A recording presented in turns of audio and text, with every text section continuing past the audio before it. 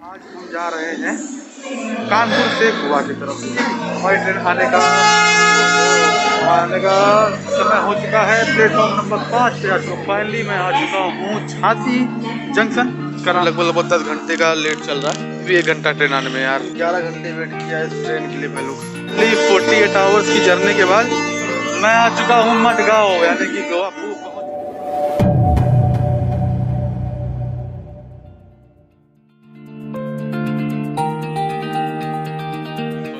Morning start करते हैं आज की अपनी जर्नी फ्रॉम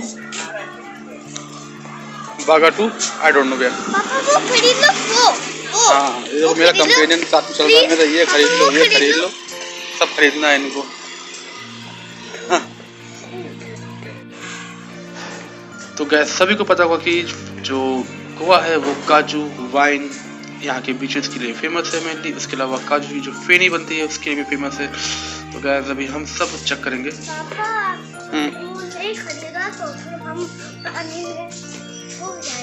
पानी में कूद जाओगे? कूद जाना। वो तो बाहर फेंक देगा।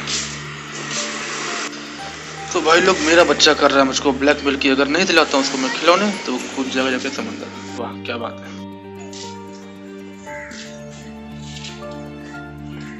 तो फाइनली हम पहुंच चुके हैं कलंगुट एरिया में। और अभी इससे पहले हम थे बागा से कलंगुट में आए हैं।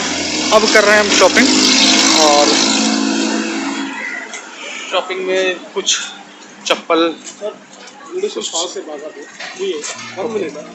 फैमिली के लिए दे रहे हैं। आप लोग हिंदी बोलते हो ना? हाँ हिंदी बोलता। बागा बीच है ना हमारा, वहाँ पे बहुत बड़ा प्रोग्राम हो रहा है। अच्छा। रिजॉर्ट है हमारा कर्मा का, उसका 28 एनिवर्सरी है। हम लोग सेलिब्रेशन कर रहे हैं। रहने के लिए नहीं बुला रहा, इससे फ्री फॉर यू। तो एक बंदा आके बोलता है कि भाई हमारा होटल कर रहा है प्रमोशन और आप लोग आ जाओ वगैरह वगैरह वगैरह। और जब एज बताई तो एज सुनते सर उसने कर दिया कि सर आपके लिए नहीं है बिकॉज 34 प्लस के लिए। घूम के हो गया हूँ मैं परेशान। और इस समय ले रहा हूँ सामान फॉर माई फैमिली। सामान यानी कि कपड़े लत्ते डॉल।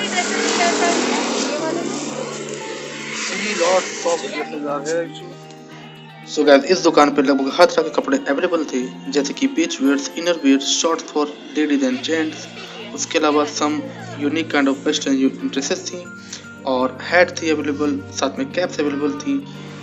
उस दुकान के बाद हम इस दुकान पे जाके रुके थे और यहाँ पे लगभग हर चीज़ हैंडमेड थी जैसे कि हैंडमेड पर्सेस, हैंडमेड वैलेट्स, उसके अलावा बैग्स थे बच्चों के, चाबी के गुच्छे थे, ब्रेसलेट थी, चूड़ियाँ थी और खिलौने थे। साथ में ड्रेसेस अवेलेबल थी लाइक टी शर्ट और फुल वेयर भी थे, हाफ वेयर भी थे, शॉर्ट्स भी थे। तो बात करते हैं अगर हम प्राइजेस की यानी कि जो कपड़े थे उनके प्राइस, जो वहाँ पे सामान थे उनके प्राइस। तो जो टी शर्ट थी यानी कि सबसे पहले टी शर्ट की बात करेंगे। आई लव गोवा लिखी हुई टी शर्ट थी, वो 100 रुपये की थी। उसके अलावा कोई भी टी शर्ट अगर आपको लेनी है तो कम से कम आपको 200 रुपये पे करने हैं उसके लिए, 200, 250, 300 इस तरह से। उसके अलावा अगर आप लड़कों के शॉर्ट्स की बात करते हैं जिसको हम लोग बरमूडा बोलते हैं, चड्डा बोलते हैं, 100 रुपये से स्टार्टिंग थी। 100 रुपये में एकदम थर्ड क्वालिटी टाइप का कपड़ा था जो कि कभी भी फट सकता था और मेरा फटा भी और दुकानदार ने वापस लेने से मना कर दिया। तो उसकी कोई गारंटी वारंटी नहीं होती है। बट अगर आप अच्छी क्वालिटी की लेते हैं like 250, 300 then you will definitely get a better deal. उसके अलावा अगर लड़कियों की बात करते हैं लड़कियों के कपड़ों के लिए तो जो हॉट पैंट्स थी वो 350, 400, 500, 800, 600 इस तरह से थी। या बाकी अगर बात करते हैं थर्ड क्वालिटी के शॉर्ट की जो कि फीमेल्स के लिए थी वो तो करीब 250 रुपये का था। और टॉप थे 400, 500 रुपये, 700, 800 रुपये इस तरह से। और अगर हम बात करते हैं कि फुल ड्रेसेस यानी कि फुल काइंड ऑफ बीच पे टहलने वाली ड्रेसेस तो 600 रुपये, 800 रुपये, 400 रुपये इस तरह से थी। तो कहने का मतलब ये कि कोई भी चीज़ वहाँ पे 300 से नीचे नहीं थी for females. Okay, for male आप 150 रुपये में काम चला सकते थे। उसके अलावा अगर बात करते हैं चप्पल की तो जो चप्पल थी कम से कम 150 रुपये की मिल रही थी। और बाकी अंधाधुंध लोगों ने मतलब लूट मचा रखी थी। 250, 300, 400 इस तरह की चप्पलें मिल रही थी और जिनका कोई ब्रांड नहीं था। उसके अलावा हैंडमेड पर्सेस थे, वैलेट थे जो कि मिल रहे थे करीब 700 रुपये के और दुकानदार कम नहीं कर रहे थे इन प्राइसेस को। तो जाहिर सी बात है कि वो जेन्युइन प्राइस था।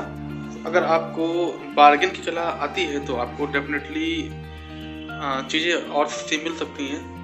बाकी मेरे को करीब 1200 रुपये में चीज़ें मिल गई 3 दिन के लिए। मतलब मेरा 3 दिन का स्टे था, 3 दिन में मुझको जो घूमना था पहनने के लिए कपड़े, उसको 1200 में मिल गया था।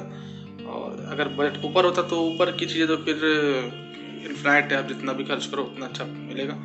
लेकिन for budget travelling 1000 rupees is enough for 1 person for at least 4 days और 3 days स्टे।